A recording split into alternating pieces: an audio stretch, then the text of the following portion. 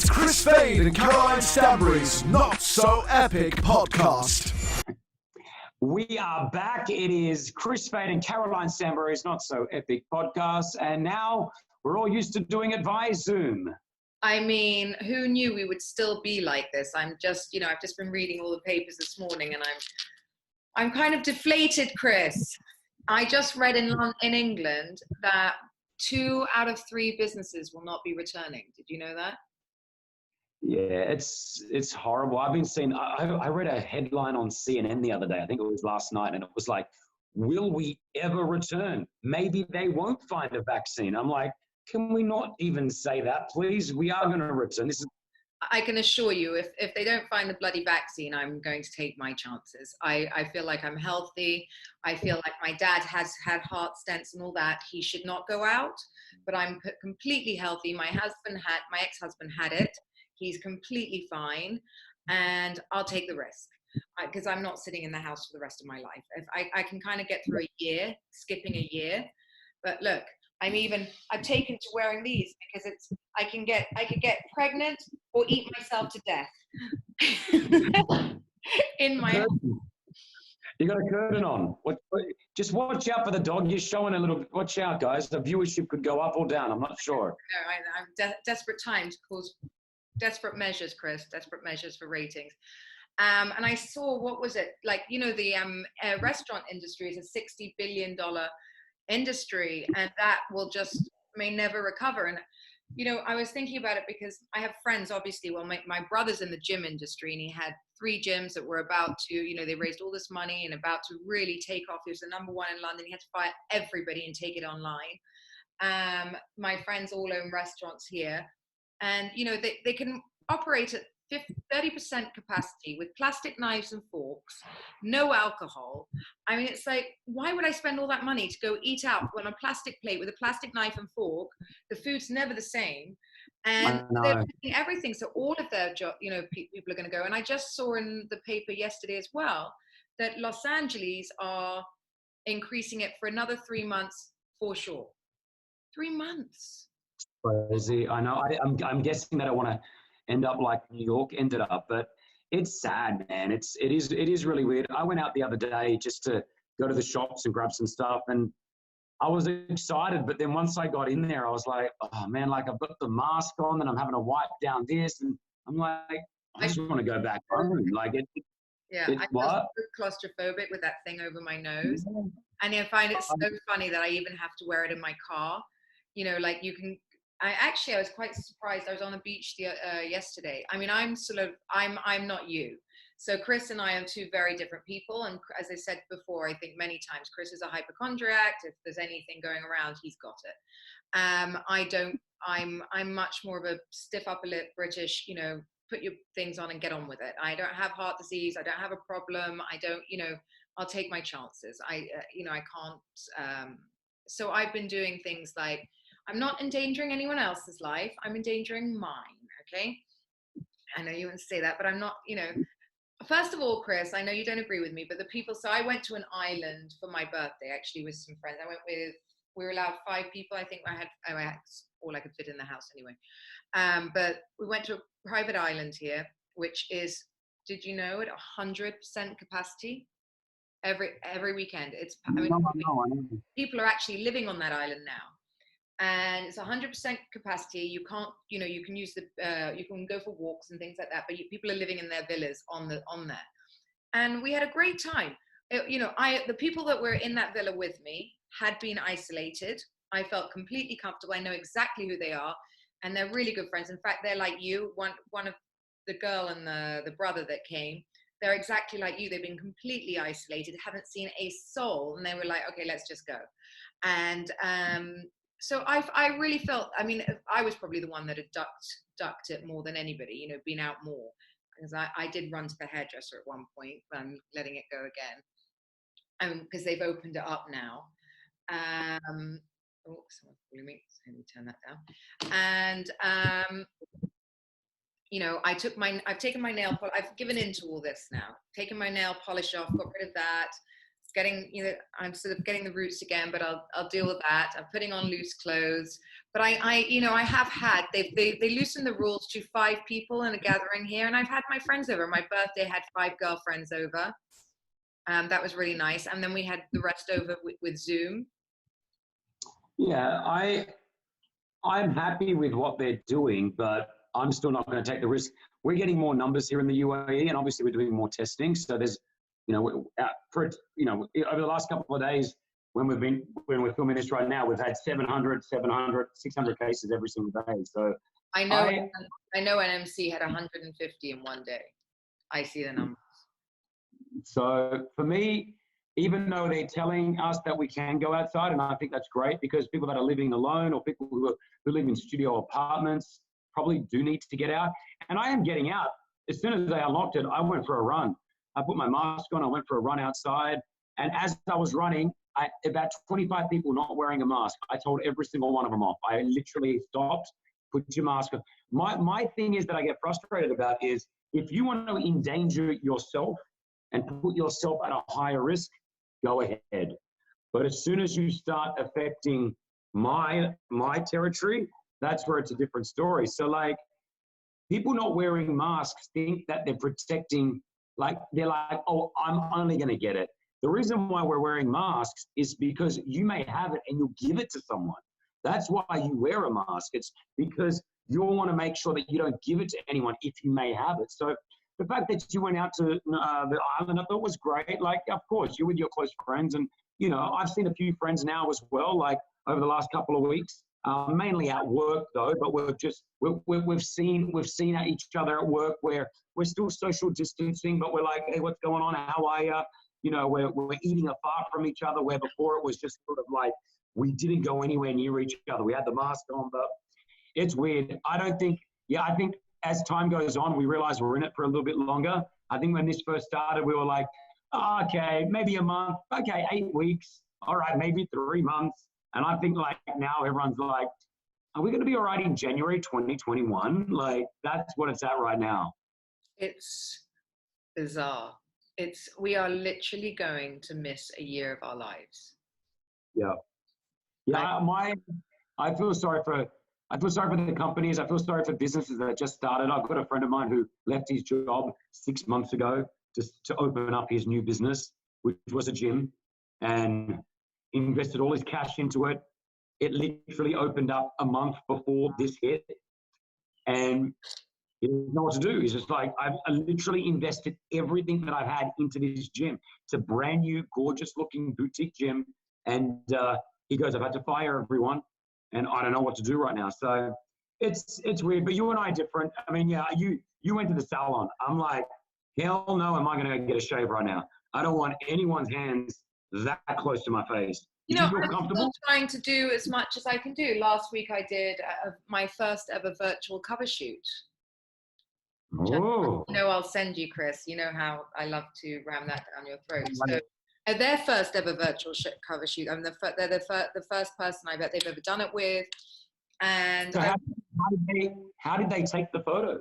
Oh my God, it was quite the most ridiculous setup. So they had the photographer sitting like you are behind. Yeah. Melissa in here with the lights and a phone, and then another phone behind. And so he could see the image through her lens. And it's going to be the cover of Alem again. And it's amazing. And actually, as I said, the first one, I was meant to do an interview for them. And they said, would you want to do another cover shoot? And I'm like, well, of course, because, I'm going to get to ram it down Chris Fade's throat. So I signed straight up for that. And then I suddenly thought, I'm doing a cover. We want to do it like it was last time. I'm doing a cover shoot with no photographer in the room, no hair and makeup in the room. So the very least I could do was get rid of the gray. And it is going everywhere. Let's face it, it's one of the biggest magazines over there. So I did it anyway. It was quite fun. And, they said it's the first time they've ever done it like that. But let's see what happens. God, I hope they have good editing skills. But the photo was taken on a phone? Yeah. Yeah. Crazy. And we took it with our phone through his eye, but also he was taking it like as if you're standing there too. And we just did this with the computer up and down where he wanted. and then he shot it as well. So we're going to see which one's shots came out better. It's crazy. I hope Melissa's going to get some credit in this. She's right now. She's like suicidal next door. I think my children are horrific. What? The home learning part's so hard. So hard, and they're just so bored. I mean, what about I was just talking about it yesterday, the Arabic. How on earth do you teach Arabic to kids when you don't speak it? You can't Google it. You can't read it. I spoke to the teacher about it because I realized that my kids hadn't done Arabic for the last 6 weeks, right? And then I said, oh, are you guys still supposed to be doing Arabic? Now, I can understand a little bit of it, but I can't speak it or write it. So then I said to the teacher, I said, how are we supposed to do the Arabic when no one in the household can read or write it, right? And she said, yeah, I know, we're sort of letting it go a little bit. We're sort of just letting that go. But what I did was that Melissa just getting in and out. I got my mum on FaceTime, and because she can read and write it. So now mum does Arabic with the kids for an hour, which is so much easier for me. But for your sake, I don't know. I don't know what you would do. I don't know. I just sort of put my foot down and said, my children will not be doing Arabic this year. And then they, I was expecting like, fully understand, no problem. To which I got a message going, if they don't do Arabic, they'll be failing. So I'm like, okay, wow. We'll do Arabic. I have no idea. No idea. I've not, it's the most ridiculous thing I've ever heard. But anyway, what can I do? On our Instagram, I've been going through some of the inboxes, Chris and Caroline on Instagram, KRIS and Caroline. And we've got a message here, and she says, Chris, I want to remain anonymous. And I said, that's cool. Chris goes, hey, Chris, Caroline, love the podcast. Caroline, you look absolutely stunning every time I turn on my Instagram account. I don't know how you do it. Very sweet. She says, I'm going through a very hard time right now. I'm currently going through a divorce. The reason why we're divorcing is I found out that my husband was cheating on me. Why do people cheat?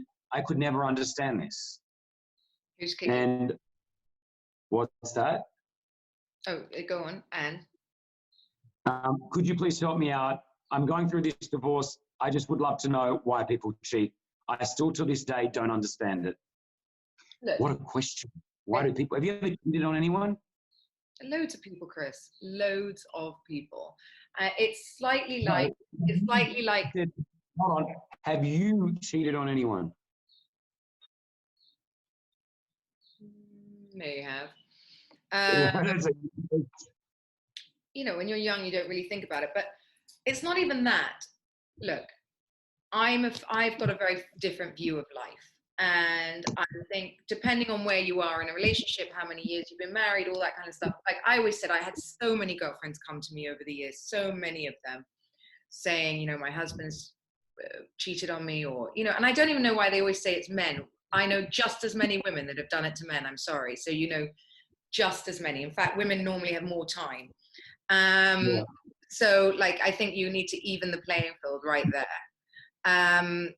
But I don't think it's normally nothing to do with the partner. And I think you need to take the emotion out of it at some points, because I watched a TED talk called For Anyone That Ever Loved, and it's very interesting actually. And if you're struggling with this, maybe you should go and watch it. Not you personally, as in you, the viewer. Because it was an amazing woman who was just so frank about life, like saying, how can you possibly choose your partner till you're 100 when you're in your 20s? Which we're told if we were, the way I was brought up, if you were 25 and unmarried, you were like, that was it. Oh my God, you're a spinster. You're never going to get married. You're absolutely fucked. And that's just not true. And if I had the do-over now, or, I would tell my daughter, please don't get married when you're 25.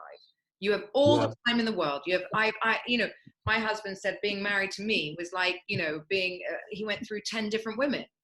Because I changed so much, and you don't know yourself, and you think you know everything when you're 22 or 23, but you absolutely know nothing. And I think there are many reasons that people cheat, not being the partner not being one of them, really.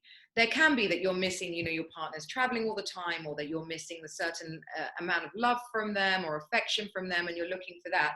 Or, it's normally that people just need self-validation. Cheating is quite a selfish act, and it's normally for people that just are either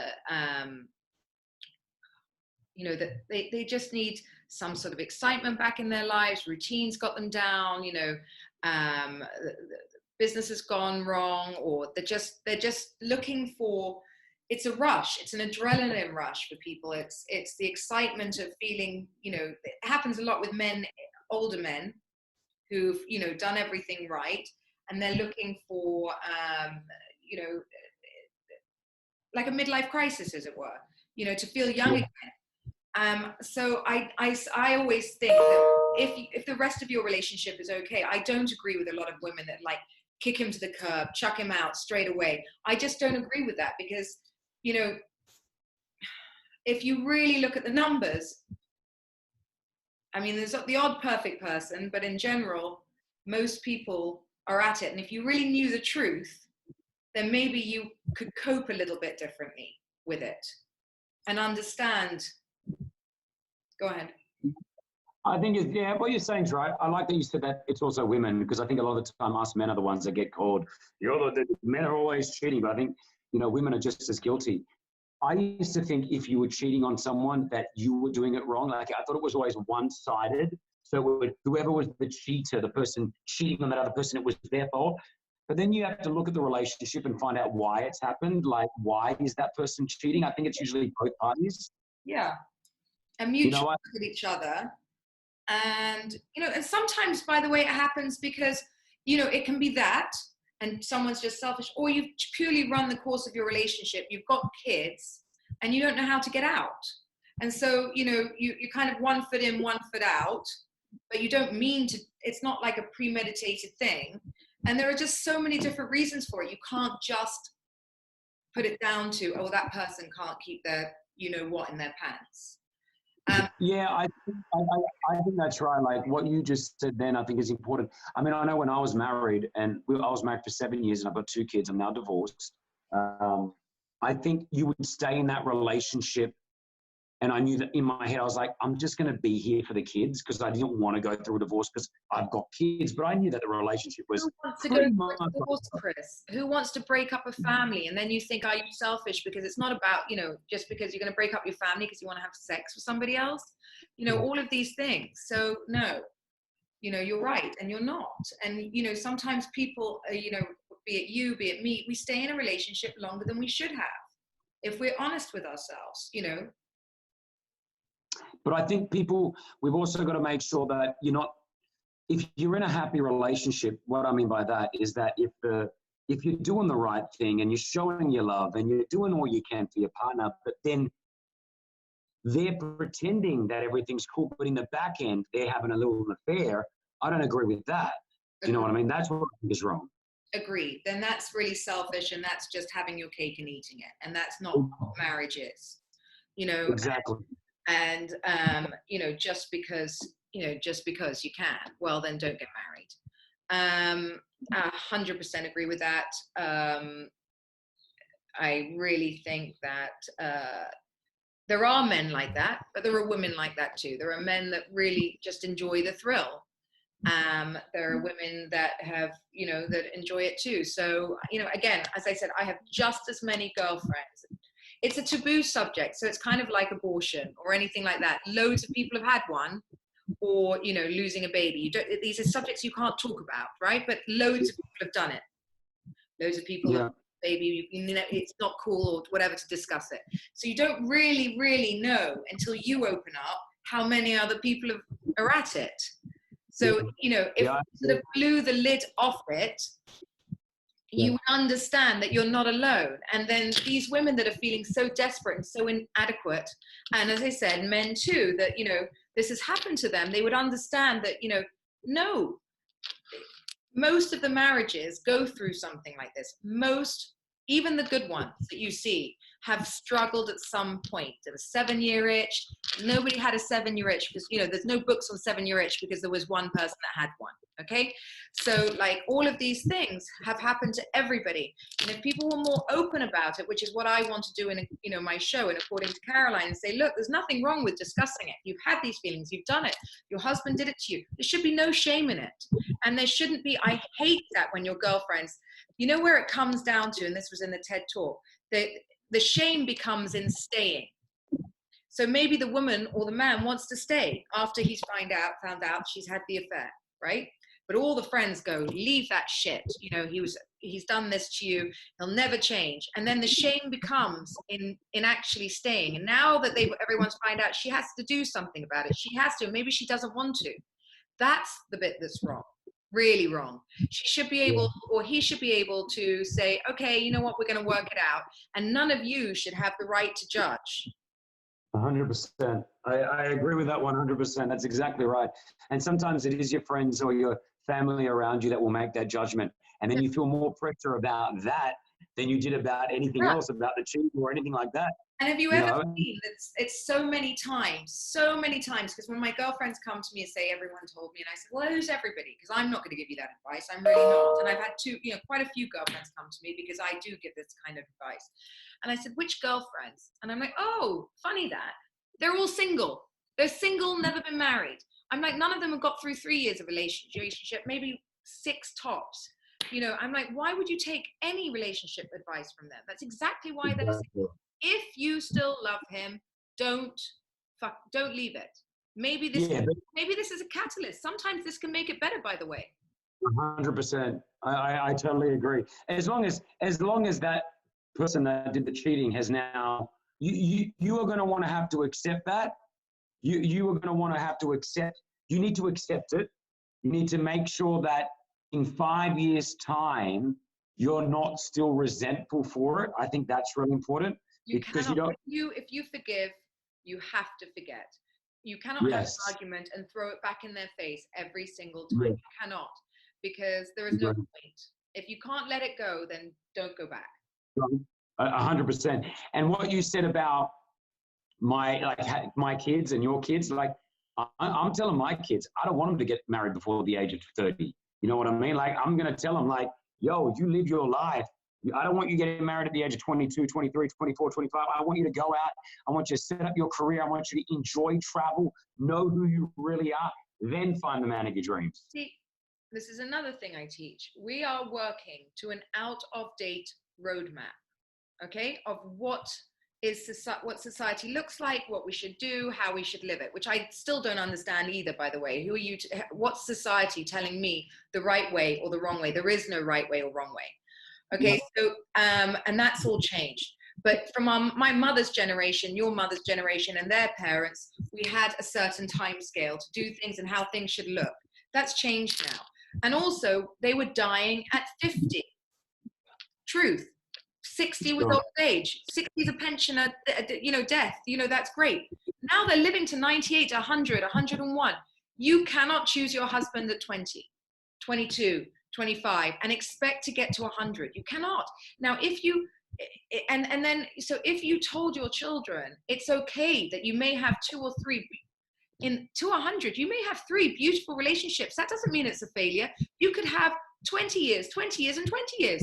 That's a great thing. When people go, oh, are you sad your marriage failed? I'm like, no, my marriage hasn't failed. I was 18 years with one person. That to me is a success. I have 3 beautiful children. Yes, we didn't make it to 100.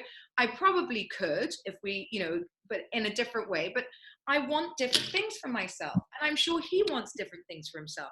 We can scooch through because society tells me that we should scooch through because we've had our children. We made a decision back then, right? And it's how it looks to everyone else.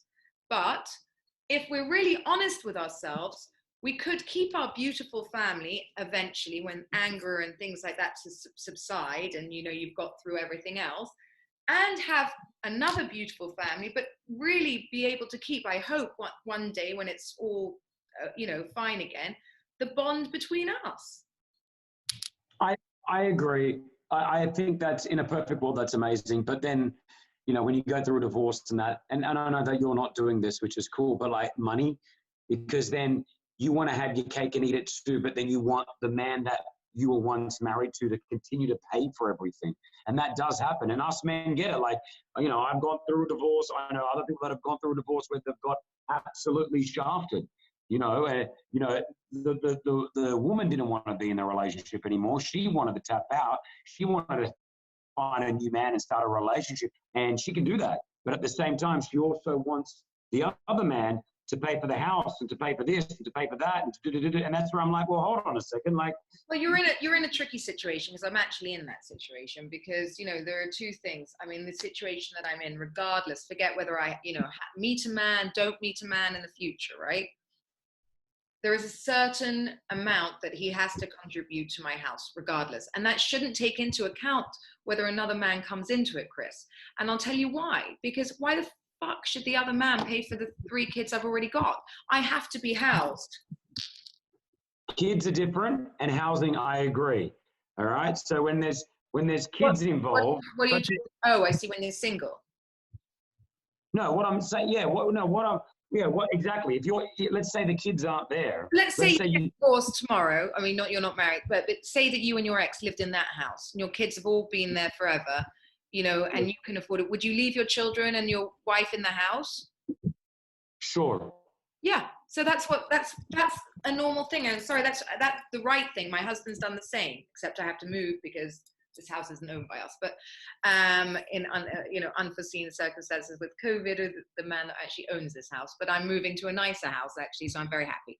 But you know, I've agreed that the amount that was paid here will always be paid until the kids are a certain age, regardless of anyone coming in, because that's not his responsibility. This is the husband's responsibility if you've got lots of children. But you're right, if it's a single woman. His responsibility is still he's still paying for you. It's not you're living in that house and you're still getting all the benefits from it. Do you get what I mean? 100%. It's very tricky because at the same time, look, when I was going through it with Jem, I said, well, I can live in the apartment. You know, which I love that apartment, which is my apartment, to be honest. So, you know, as I said, you know, both of us, that's his and I could live there.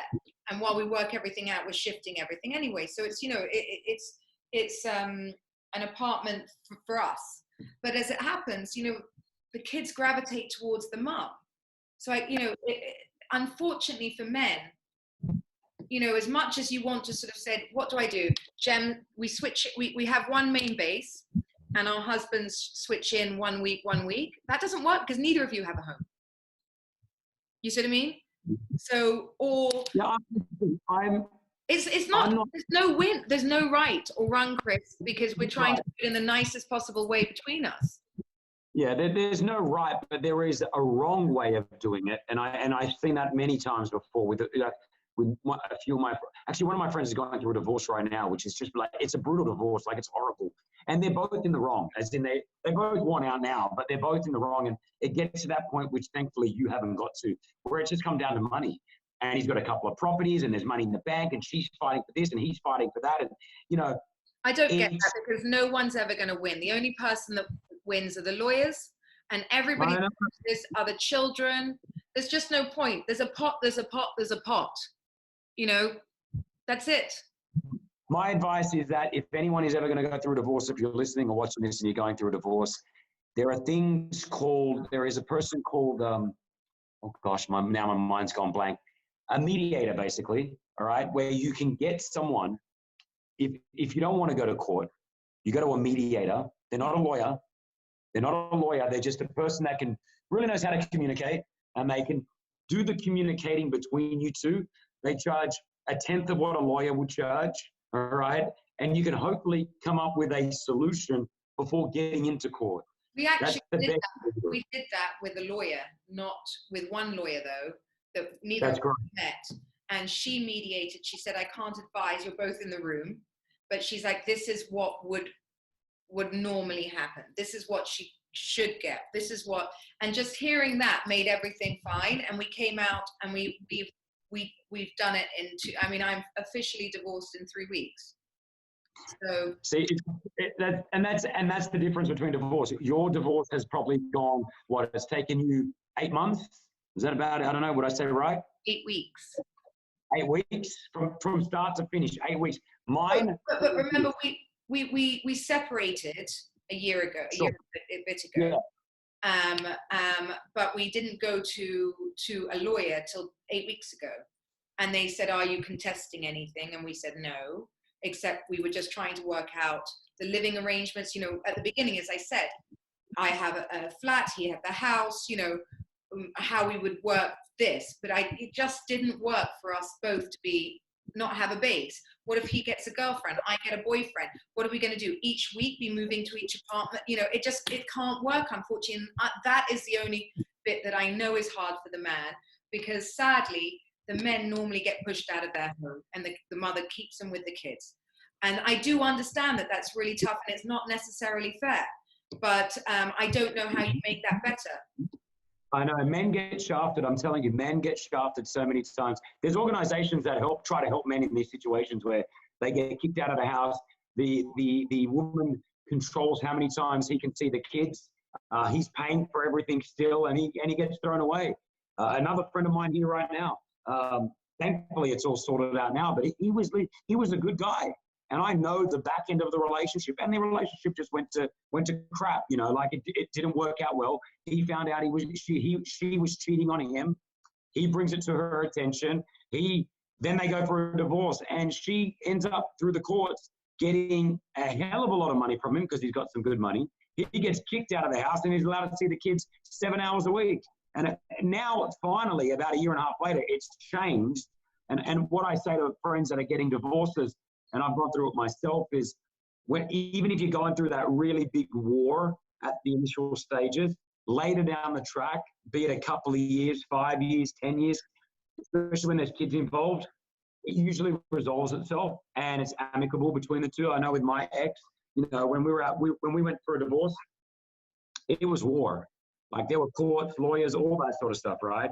Didn't she take the kids out of the country? 6 years on, at one stage, yeah.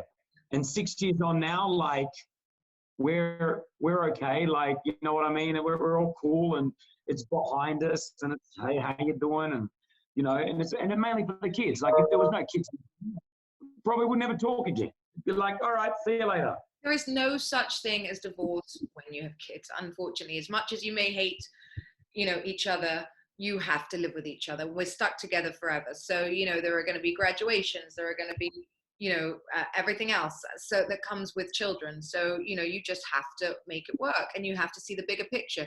There'll be times that I'm angry, at the times that he's angry. And it's like, I think watching each other throw a tantrum and then going, okay, like toddlers, and then going, okay, we'll calm back down. But luckily, I think I'm quite a pragmatic, you know, sensible person, even in my, you know, non-sensible. Yeah. Do you get crazy angry when you get angry? Like, are you like shouting? Are you like, rah? I don't. I am. The only things that ever got me shouting are my children, because they literally shout. Like, you know, I think I had a shout last night because they're so unreasonable. Zach had a huge meltdown, like he was literally being murdered downstairs because his sister went to bed half an hour later. He called me last night, but I didn't take the call. I should have taken the call. He called me 2 times. Oh, no, I told him to call his dad. Anyway, but that's all. The only time that I've never shouted at Jem through any of this process. I'm quite level-headed, and I'm just like, I just step back and then go, okay. Then I go and like think about what, you know, I try, even if I think that, you know, obviously sometimes, and no matter what you're going through, sometimes you want to hurt each other, and sometimes you want to like, you know, just go F you, whatever. But I try and always put my shoes, you know, like look at both sides and do what I can on the other side too. Because you're right. It's not lost on me that men get the raw deal, the raw end of the stick. But, you know, again, there's not really an answer to make it better, unfortunately, because you can't force kids to go, you know, the other way. You can't force Melissa again. there no entrance to that place except this? I don't know why she thinks we can't see her. The 2 minutes of her running in and out, people. That's so true. So no, I get frustrated, but I kind of like, I'm a sort of like, get out the house, you know. I'm just taking this photo for Zach because we're on WhatsApp right now chatting. Hold on, ready? He sent me a lovely photo. Of what? I'll send it to you. My son is obsessed. So yeah, I mean, there's actually a really good group. It's Fathers for Justice or something it's called. Yes. Yeah. Yes. But are they the same group that was going at Kerry Katona and that other British woman that unfortunately took her life? I don't Who is the she committed suicide recently. She was getting bombarded by the UK press at some stage. Oh, Caroline Flack? No, she's yeah. She's on children now. Why would Fathers for Justice have a go at her? I don't know. Hold on. But Fathers for Justice, right? I could be completely wrong here, by the way. So let me just. Maybe I'm wrong. There was some type of fathers group in the UK that was having a go at her and Kerry Katona. I follow Kerry Katona on Twitter, so I see it come up sometimes. It may have not been Fathers. Why, Chris? Why would you follow her? We know each other. I know Kerry all right. So she came to Dubai and. I took her out for dinner one night with her partner at the time, and I don't know who I didn't really know who she was, to tell you the truth, but she was cool and we had a great night and we just kept in contact. I haven't spoken to her in years, but we follow each other on social. Okay, well, she's had a few issues regarding her and her children, I presume, but anyway, I'm not going there. And everything is allegedly. Everything that we've said is allegedly. Allegedly. Yes, I found it. One allegedly. Here's the article, and it's from the Daily Mail, but there's a lot of articles, but it's the Daily Mail. Caroline Flack hit out at horrible campaign groups for Fathers for Justice after they dubbed her as an abuser over her domestic violent court case, Kerry Katona reveals. So Kerry Katona put out the article, supposedly. Again, I'm only reading this from the Daily Mail. It's me reading it out. That's a very, very difficult one. Yeah, I saw that, and that whole thing is, again, that's the double standard a lot of times with men and women, because I think in the justice system and in the world, well, look at the Johnny Depp, what's she called? Amber Heard case. Female, male domestic abuse isn't recognized as much. And actually, I think allegedly there's a phone call saying, a recording of her going, "Good luck with that. Who's going to believe you? Look at the size of you. Look at the size of me. Who's going to believe that I hit you?" And, and that's it. And so I think that it happens more than we think. And, at the end of the day, I don't know it will come out what happened with Caroline Flack eventually. I think it's just all been taken away because of obviously what happened to her, sadly. But, I saw the pictures of that room, and whatever went on in there was not good. And obviously, the police were called, something did happen. They were both involved in it at that point.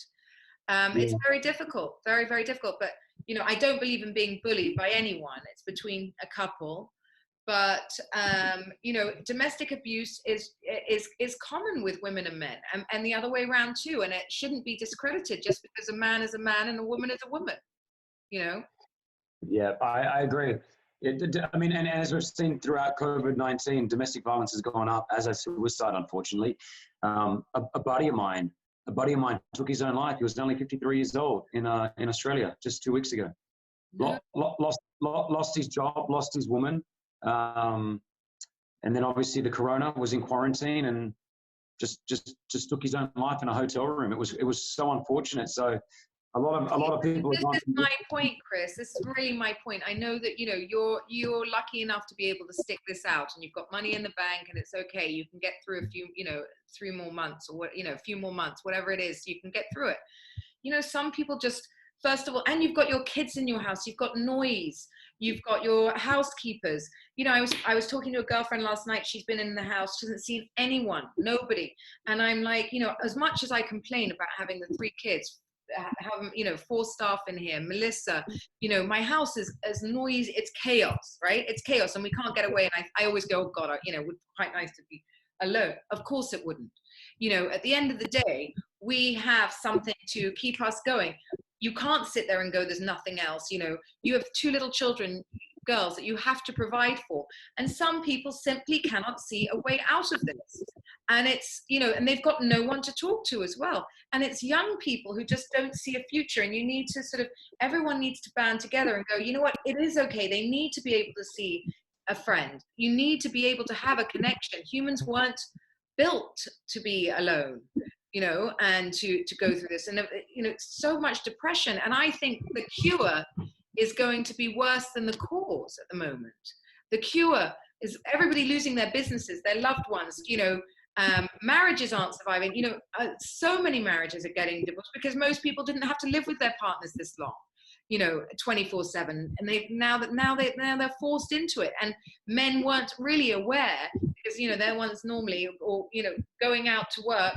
Homeschooling a child is hard bloody work. It's not easy. Plus you've got to hold down your current jobs from home and be a teacher. So it's just too much pressure for people. And so there needs to be the safety, absolutely, Chris, but the whole economy cannot go to shit where there is no economy left. Because, you know, what are we saving? You're talking about, the numbers are, okay, then they're big, but they're not astronomical. It's that, you know, that they will be if there's no economy at the end of this. There will be, for so many other reasons. I think we're too early to back out right now. We're only we're about 8 weeks in. I think this is way too early. I think we should be able to sit out now. No one's backing out. But how are people paying their rent, Chris? Okay, take that away. You've got no job, no money coming in. Like, you know, how are people going to pay their rent? What happens to landlords? What happens to rent? I'm not saying that this should go on for the next 6 months at all. There needs to be a point where, okay, we need to get things going again because people are suffering, and I know there's people suffering right now, but I just think it's too soon for me. I would just want to make sure that let's ride this out, because what's going to happen is, until we get a vaccine, it's just going to keep rolling over. No, but they're saying good luck. They're saying there's going to be no vaccine for quite a long time. So there's you know, right now there's like people just won't survive that. They're burning through their savings. There's no money left. You know, so what happens when you run out of the money? Then you're being thrown out of your house, I presume, but I don't know. You know what happens? It's like the world is on pause, but your bills aren't. They're not paused. No, agreed, and that's what I'm saying. There will need to be a switch, but I think the switch doesn't come right now. I still think we're still too early in it right now. That's all I'm saying. I would prolong this as much as we possibly can till the point where you're like, okay, now we need to get out, and then you'd have to do protections where you have to protect your elders. Chris, that the economy in London, in the UK alone, we're going to be 300 billion in debt. Who is paying for that? 300 billion. Do you even like understand the zeros on that? I don't. So you know, we are leaving such a mess for our children to have to pick up. Yeah, but hold on, Caroline. The only other result is that your mum and dad could die, or your kids could die. Like that's what you're playing with. Well, no, I'm saying lock up your mum and dad. Yeah. And I'm saying that your kids have a pretty good bloody chance, frankly. I don't think your kids would die. I think they're 2 healthy girls that would be absolutely fine. I think they'd have to be sick for 4 days, and then they'll be fine.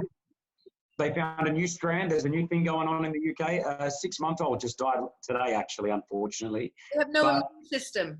They have no immune system at that. I get it. I know what you're saying. Things need to keep going back, but right now is not the time, I'm saying. It's still too early. So the result of letting everyone go out right now is you're playing with lives. I don't know about everyone. I'm not saying everyone. If you have to hand pick a few to get the... Which is, I know what we're doing here. Yeah, that's what we're doing right now. 30% of our staff is in the office. You know what I mean? Like, the businesses are still running. They're running at a loss. I get it. You know, if you were having this conversation with me in 6 months and nothing's changed, it'd be a different story. I would then probably be saying, okay, guys, we need to get the help. We need to do something differently because we can't keep doing this. But, you know, I don't think it's until you have someone die from it or you see it firsthand that you're really realizing that this is real, man. Like, this is real. Like, touch wood. You're still employed. Yeah. Okay. 100%. They cut you off tomorrow. Let's see how, you know, how eager you are to sit this out. When I say sit this out, I'm talking a couple of months. I'm not talking this whole year. A couple of months won't make any difference. They're not going to have any more information than they do now. Nothing. They're saying this is going to take forever. So what's the point? What's the difference? You don't see. The thing is, nobody knows. People are saying, "Oh, we're not going to get a vaccine." Some people are going, "We are going to get a vaccine." You don't know that. We're not the guys creating it. Everyone just jumps on social media, drops their 5 because you're comfortable. Yeah, but even if I was uncomfortable, I would rather know that my parents are safe and sound. I'm not saying your parents out. I'm saying your parents should stay exactly where they are. Exactly. Well, no, but I'm willing to take a job. Someone wants to give me a job right now, I'll take it. I'm going to work. I'm not going to, like, you know, I'll take the work. Yeah, but you can take the work, but don't you understand that if you know, the virus, it goes from one to another, to another, to another, to another, to another. So you could have all these people at work doing their thing, which is great, and they're going to be fine. They'll be fine. They will get through the process of having the virus. The problem is that they give it to other people that can't handle it. That's what it's about. It's not about me and you getting it. I feel like if I was to, I'm not afraid to get it. So why aren't we keeping the people that can't handle it at home? That's it. It's elderly, it's babies. Yeah, but children and babies, the biggest problem is, especially in the UK and the States, is that kids are being told they're out of school, right? And so daycare is school, basically. So these parents who actually have jobs can't go to work because their kids can't go to school. So they have to stay home now and they're losing their income. That's where a huge problem is. Some kids don't even have enough, you know, some of the poorer people don't have money for their kids to have their food. You're not going to make it through another 6 months of this. You understand? Like, you're not going to make it. How the fuck do you get yourself back from zero when you're a family? And that's what's happening. Do you see the man that slit his children's throat the other day in the newspaper? No. 2 children came home from work, lost everything, slit both his children's throats. Yeah, but that's someone with mental problems that needed to seek mental help. Well, right? That's like how many of those there are. Sure, I'm sure there are. But just remember that what they're doing right now is trying to protect people from dying. And as I said, we're only 2 months into it. We're 2 months into it. If you tell me, I'd rather be living on a street corner trying to find food than be dead. That's where I'd rather just that's where I'd rather be. I'd rather be on the street. You're not going to die, Chris. Pardon? You're not going to die. A big man like you, with no underlying health issues, you'll be fine. You don't know. You don't know. No one knows that. So I'm not going to bet it. I'm not going to bet my life. Look at the guy that's 51 years old here in Dubai. He's a marathon runner. No underlying conditions. Go follow him on Instagram. I'll send you his link. He didn't die. He came close to it. The doctor thought he was done. And he's a marathon runner. He's a fit 51-year-old. He couldn't believe that he got hit by it. Spent 3 weeks in hospital on a ventilator. So what it is, no one wants to play the gambling game. No one wants to gamble with someone else's life. And I agree with that right now. As I said, as we take it month by month, I think we do have to change. And as you can see, all the government's doing it. Like here in the UAE, we're 2 months in. Sorry? You on the street by yourself, you have a good chance because you're you and you know you've got whatever. But like putting a whole family on the street, you know, a lot of people just don't have that chutzpah, the energy or the drive, and they're like, that's it. You know, a lot of people just can't see that way of living. And, you know, you are, you know, as much as you're a pessimistic person, you're a positive person. You're like, I'll get through this. You have a good network of people around you. You know what to do. You're a hustler. I'm a hustler. I'd be pretty okay too. But, you know, I mean, I've always been able to make something out of nothing, you know, and you've managed to make an amazing career for yourself exactly the same way. It's not like, you know, I'm a supermodel and nor are you. We've both managed to, you know, build pretty frigging good careers for our age and for, you know, where we're from, because we are, not because we're the most beautiful people on the planet, but, you know, but because we are hustlers and we're good at what we do. We That's go right. and we build our own jobs, and lots of people don't have that. Yeah, I know that. I know that there are people living with, you know, minimal 2-minute noodles, and that's all they can afford right now are noodles, or they're doing handouts, or they're getting charity. I get it. They're going for another 6 months of this. We're talking about till Christmas.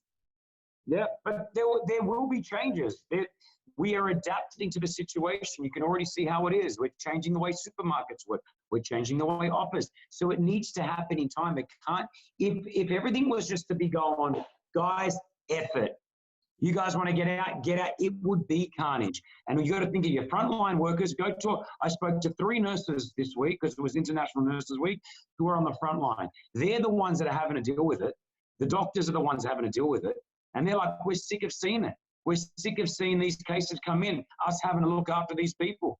We don't want to do it. We're putting our own lives on the line.